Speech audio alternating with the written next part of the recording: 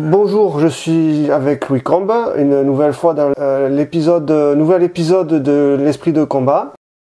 Aujourd'hui, une question qui concerne une expression que j'ai notée dans la dernière vidéo publiée sur le tatami de la souris, et qui était faire le judo.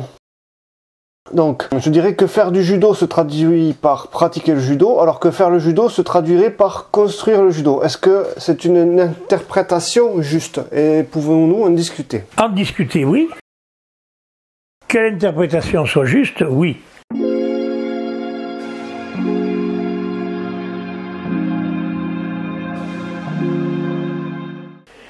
Maintenant, moi, je l'établis de la façon suivante. Dans tous les sports, on utilise un instrument. Un ballon, un poids, une charge, un truc comme ça. Et ce poids, cette charge, ce ballon, sont immuables. Quand on joue au handball, on joue avec un ballon plus petit que quand on joue au basket. Mais de toute façon, le ballon de basket, pendant le match de basket, restera identique à lui-même. Et chaque fois qu'on aura un ballon de basket dans les doigts, il sera identique aux autres. Le ballon de foot, de rugby, etc., c'est la même chose. Nous, notre instrument, c'est l'autre judoka. À partir de là, nous avons une Bible qui nous apprend le judo, c'est le kata. Dans le kata, on ne se préoccupe pas de la taille, du poids, de la différence de morphologie des individus. On pratique le kata pour démontrer les techniques dans ce qu'elles ont de pur. Mais quand on va faire le judo avec un partenaire, s'il est plus petit, s'il est plus grand que moi, s'il est plus lourd, s'il se déplace avec des pas plus grands que les miens, plus petits que les miens, autant de choses qui vont faire que je vais devoir interpréter ce que j'ai appris dans le judo fondamental et l'adapter à la personne qui est en face de moi. Parce que mon instrument va ne jamais être le même. S'il n'est jamais le même, là où je vais mettre mes mains pour faire le judo ne va pas pouvoir être immuablement placé toujours de la même façon. Si je fais le judo, prenons une image avec un partenaire plus petit que toi, plus petit que moi. Ma main tsurité, c'est-à-dire la main droite pour un droitier, qui est celle qui soulève, qui pêche. Si j'ai un partenaire plus petit que moi, je vais situer ma main à peu près au niveau de son col ou au niveau de sa nuque, pour le soulever en le pêchant vers le plafond. Mais si j'ai un partenaire plus grand que moi, je ne vais pas pouvoir mettre ma main au même endroit. Je devrais mettre ma main beaucoup plus bas dans son vêtement. C'est-à-dire que, fonction de partenaire que je vais avoir, ma main surité sera soit au niveau de l'aisselle de l'autre, soit au niveau du col, soit au niveau de la nuque. Parce qu'il faudra que ma main, elle soit toujours à l'horizontale de mon épaule. Si je me trouve avec la main perchée là-haut parce que j'ai un individu beaucoup plus grand, ça ne peut pas marcher. Et si je veux mettre ma main au niveau de l'aisselle pour un individu beaucoup plus petit, ça ne peut pas marcher non plus. Bon.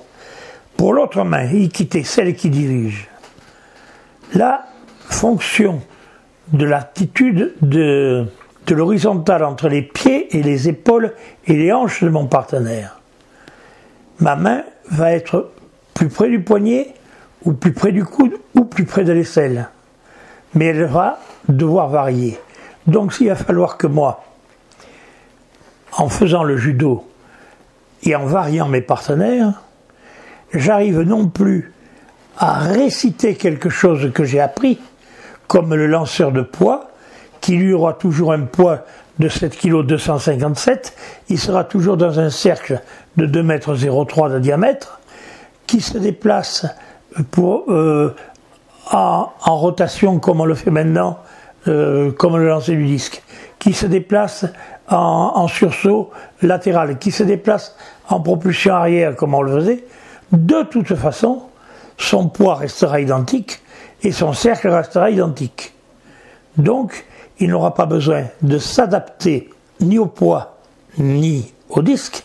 Il n'aura besoin que de chercher une chose, le positionnement de ses appuis par rapport à ses hanches et par rapport à la projection qu'il va faire de son poids. Le judoka, c'est totalement différent. Donc lui, il va plus pratiquer, comme tu le dis, il va plus pratiquer, bien sûr, il est certain qu'il va pratiquer le judo, mais il va plus réciter, automatiser quelque chose qui est figé, mais il va devoir sans arrêt s'adapter à quelque chose de nouveau, qui est fluctuant. Donc, en variant ses partenaires, il va s'enrichir de la notion donc de uke et tori. Fonction du uke que je vais avoir, ma façon de faire le judo va devenir différente.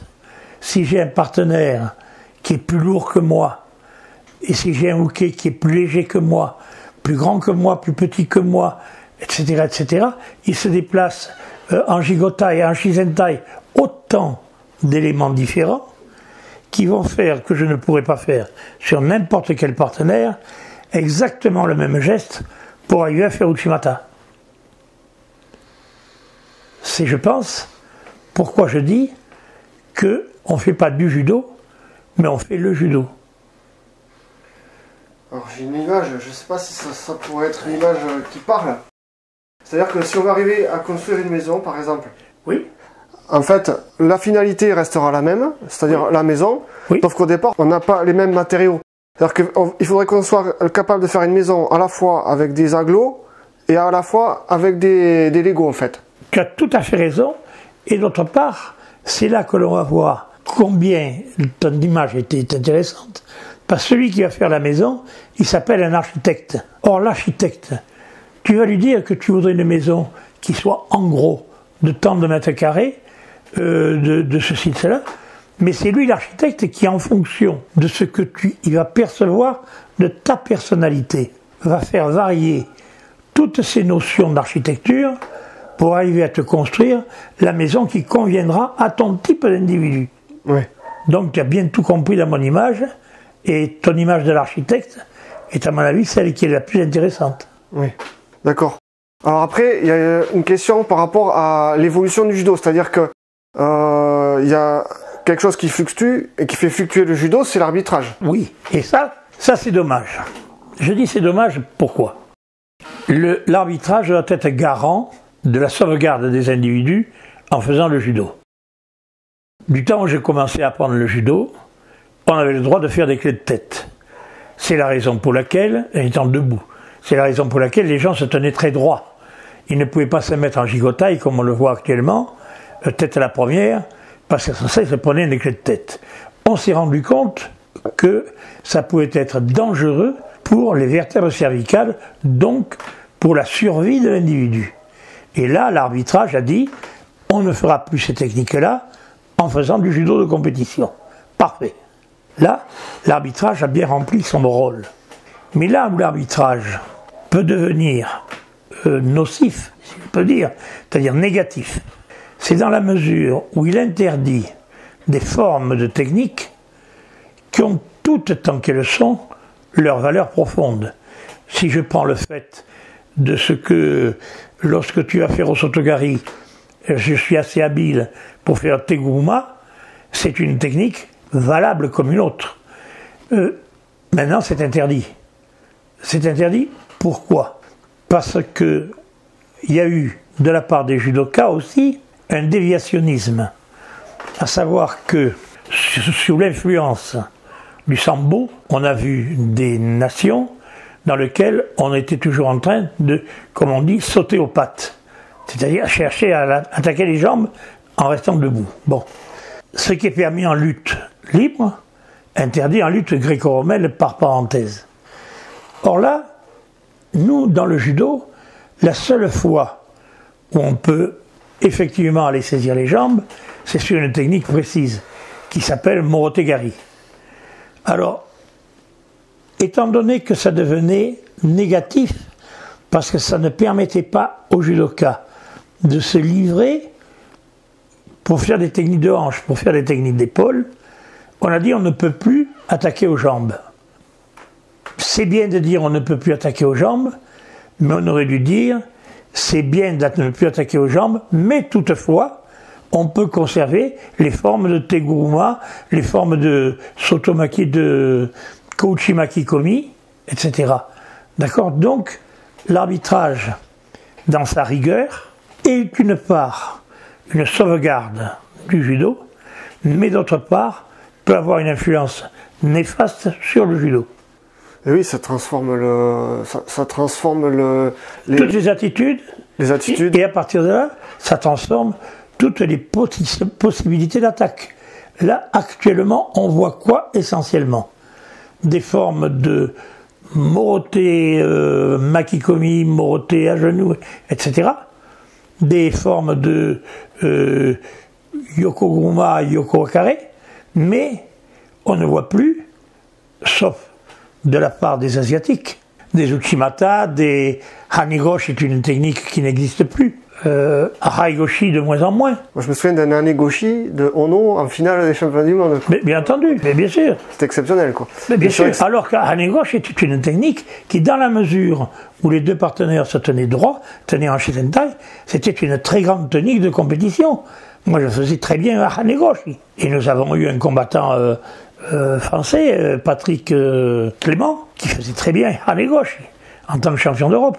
Bon, maintenant, après, il y a le fait également que, à partir de ces notions de réflexion autour du judo par le judoka, parce que finalement, si le judoka ne fait pas immuablement la même forme d'entrée, quel que soit le partenaire qu'il va avoir en face de lui, il peut très bien faire, quel que soit le partenaire, il pense à naguer, mais il peut très bien faire, il pense à naguer différemment sur un grand, un petit, un gros ou un maigre. D'accord? Donc, c'est là qu'on voit jusqu'à quel point on peut dire faire le judo, parce que c'est le reflet d'une réflexion du combattant sur son judo. Il a su interpréter. Si on demande à un champion du monde de faire Hashiguruma, il va faire Hashiguruma de la façon la plus classique, avec entrée en cercle, etc., impeccablement. Mais quand il va devoir faire Hashiguruma sur un partenaire en compétition, s'il fait Hashiguruma, il ne le fera pas de la même façon. C'est-à-dire que le combattant, il est réglé pour, on va dire, une technique, parce que non, il va avoir des... Je ne dirais pas qu'il est réglé. Des attitudes, quand même. Là, je ne dirais pas qu'il est réglé. Il apprend une technique, d'accord? Il pense à naguer. Mais, s'il veut pouvoir bien faire son championnat, il va devoir faire Ipon Senage à sa façon, qui ne sera pas forcément la façon conventionnelle. Enfin, ce que je veux dire, c'est qu'il doit apprendre à se régler en fonction de l'adversaire. À s'adapter. Voilà. Faire le judo, c'est s'adapter dans le judo. Oui. Et faire le lancer de poids, c'est lancer le poids très loin. Mais il n'y a pas à s'adapter. Non.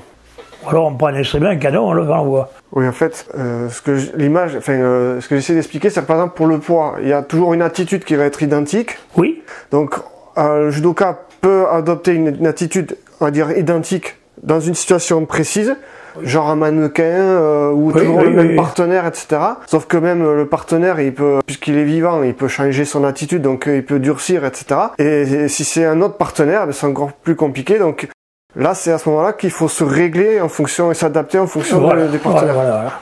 Et c'est bien pourquoi je dis qu'on ne devrait pas dire faire du judo, mais faire le judo. Oui, mais je l'entendais, mais je me disais, c'est quoi la différence?